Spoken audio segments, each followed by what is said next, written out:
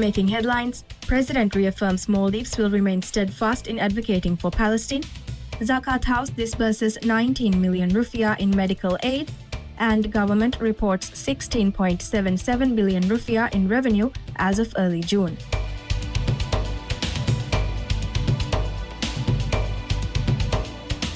Bismillahirrahmanirrahim. Assalamu alaikum. Welcome to News in English. I'm Mumna Ismail, your host for today. President Dr. Mohammad Muiz has strongly condemned Israel's recent military assault on the Islamic Republic of Iran, describing the act as a serious violation of international law and a threat to regional and global stability. The condemnation was made public through the president's official X account as tensions in the Middle East reached new heights following the controversial attack. President Dr. Muiz urged the international community to take urgent action to prevent further escalation and protect the sovereignty of nations. The president also warned that the repercussions of unchecked military aggression could be catastrophic, not only for Iran, but also for neighboring countries and the broader international community. He called for an immediate cessation of hostilities and reaffirmed the Maldives' support for diplomatic engagement and peaceful resolution of conflicts. The Israeli strike, which occurred earlier this week, reportedly targeted critical infrastructure related to Iran's nuclear and missile programs.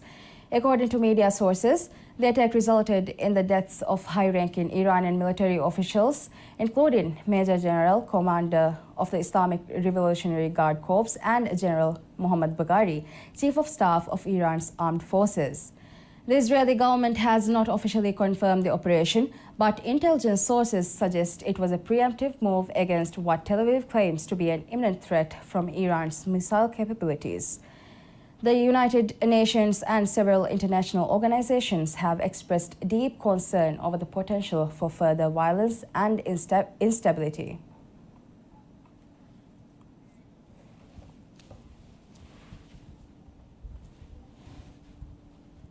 Dr. Mohammad Muiz has reiterated the Maldives' steadfast commitment to advocating for the Palestinian cause. The statement was made during a formal meeting held with Ihab Ibrahim Muhammad Khalil, the non-resident ambassador of Palestine to the Maldives, following the presentation of his credentials to President Dr. Muiz earlier today.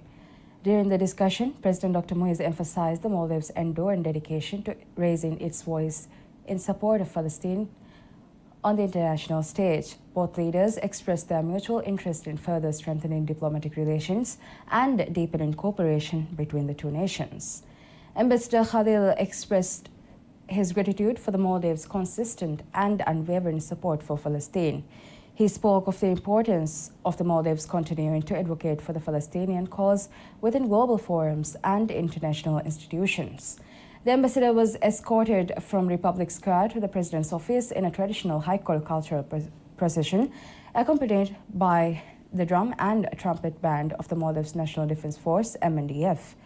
Diplomatic relations between the Maldives and Palestine were officially established on April 4, 1982, marking over 4 decades of solidarity and cooperation between the two countries. The state's revenue has recorded a notable increase in the first 5 months of the current financial year compared to the same period in the previous fiscal year. According to the weekly fiscal development report published by the Ministry of Finance and Planning yesterday, MVR 16.77 billion has been collected in revenue and grants as of June 5 this year.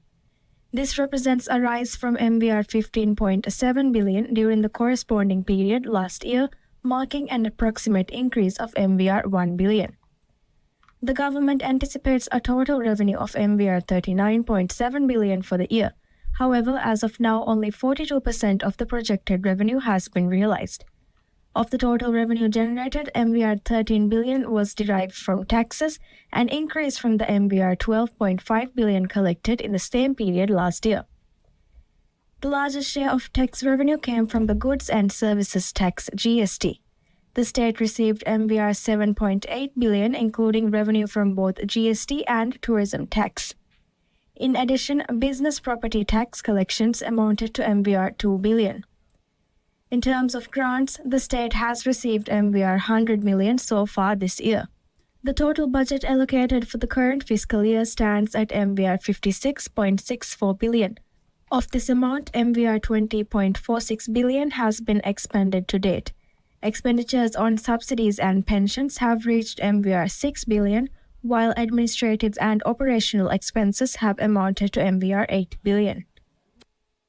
The Zakat House has provided over 19 million rupiah in financial assistance for medical treatment during the first 4 months of the current financial year, according to newly released data. Hundreds of individuals undergoing treatment for various illnesses have benefited from this support, with cancer treatment consistently accounting for the largest share of the disbursements. In January, Zakat Fund supported 102 patients. While 1.5 million rupiah was allocated for assistance that month, 761,287.50 rupiah was actually spent.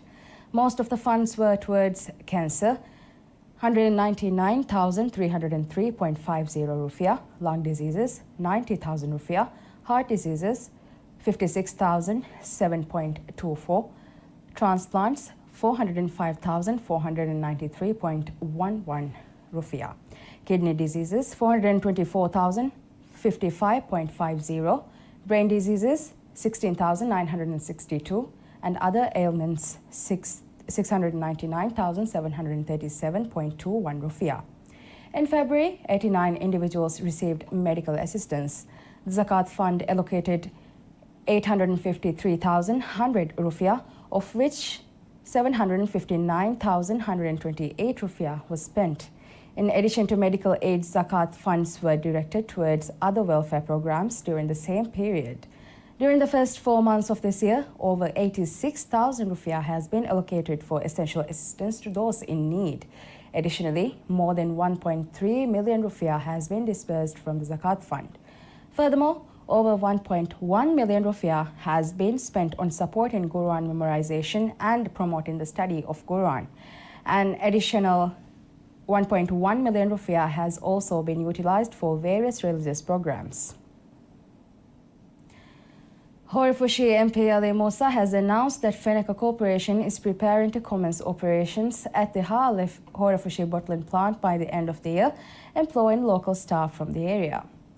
The bottling facility, originally launched in 2019 with a grant from the Government of India, faced multiple delays and remained inactive until after the 2023 general elections.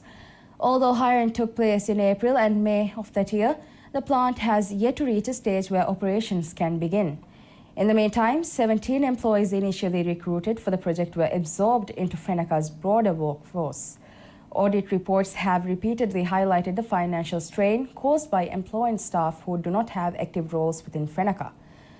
Consequently, the company's board has made the decision to lay off employees assigned to the bottling plant due to the current lack of available work.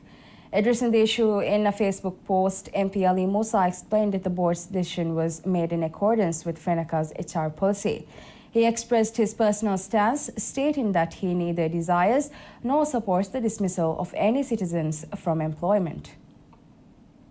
Following discussions with Fenaka, MP Musa reported that the company has confirmed its intention to recruit necessary staff when operations at the plant commence and that a definitive start date for the service will be established.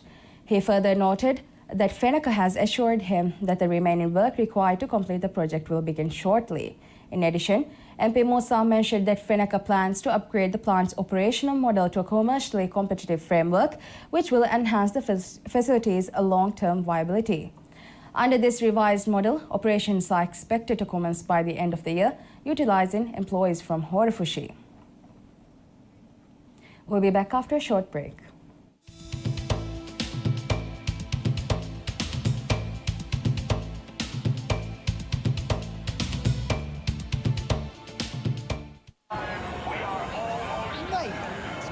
In here today. Of course, bro. It's the kickoff. It's the new Premier League season. I'll be ready. Get loud. This is new faces, latest drip, and fresh trims. It's time to believe. The greatest league in the world is back. Brought to you by MediaNet. Kafa, tiga pocket and no contact of phone. Kafa, passport at the family could get the GIO. Kafe, can it any for she get the GIO? කොක්කො හාස්නුවේ ಕಾಫೆದನಿ ಹಜ್ಜನ್ ಉಮ್ರಾ ಪ್ಲೇನ್ ನಗಾಗ್ ಕೊಂಕಮಕ ಕಾಫಹಾ ಸ್ವಾಂವಿ ಇತುರು ಮಾಲೂಮಾತ್ ಎಲೈಡ್ ಮೊಬೈಲ್ ಲೆಪ್ ಅದಿ myelide.mv ಎಲೈಡ್ ಆಯ್ಲಾಯ Marhaba.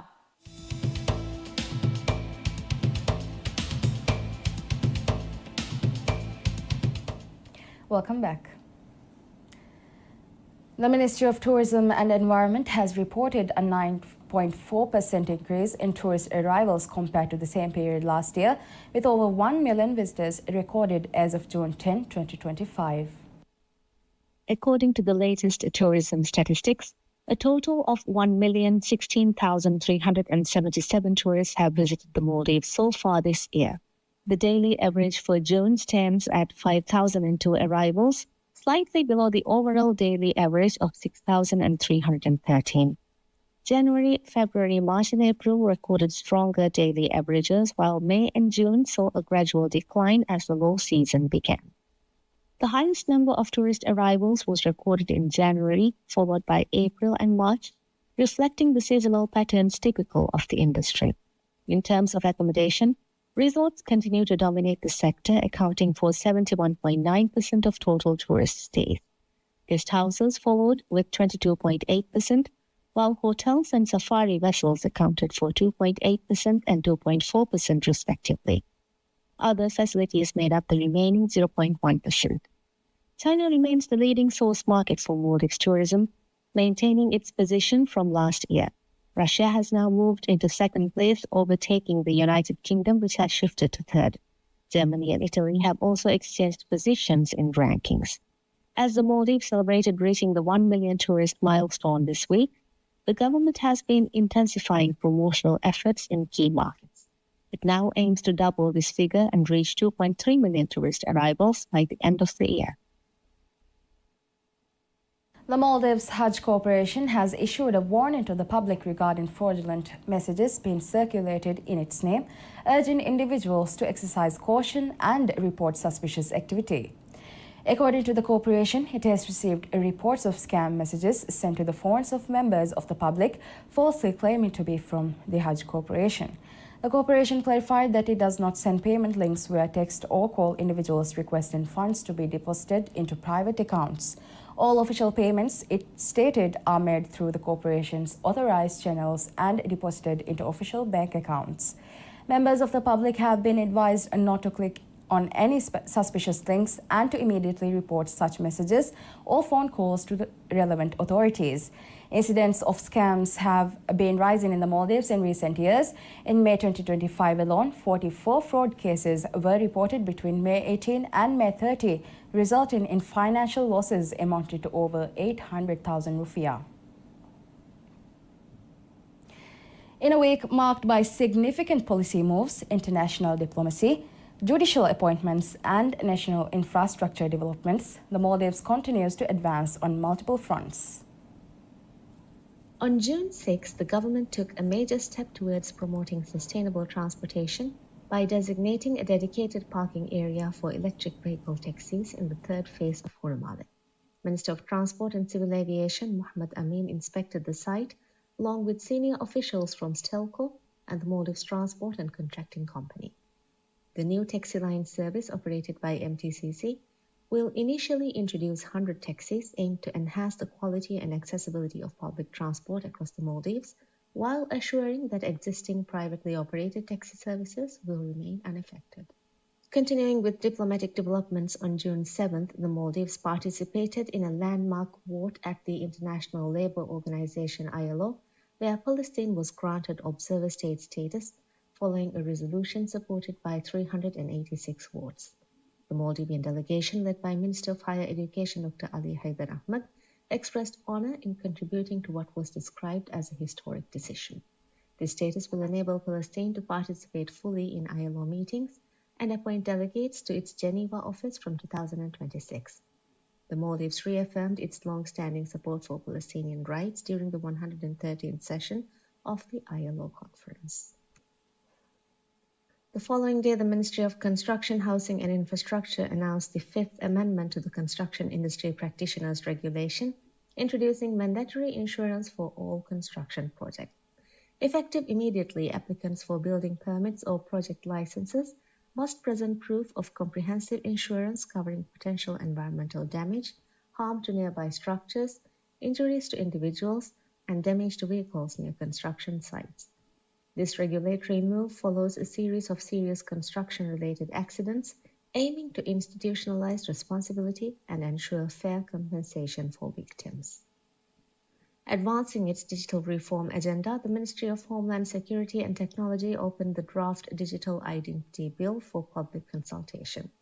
Part of the broader Maldives 2.0 initiative, this bill aims to drive digital transformation with support from agencies such as NCIT, CAM, DNR, and LGA under the World Bank-funded Digital Maldives project.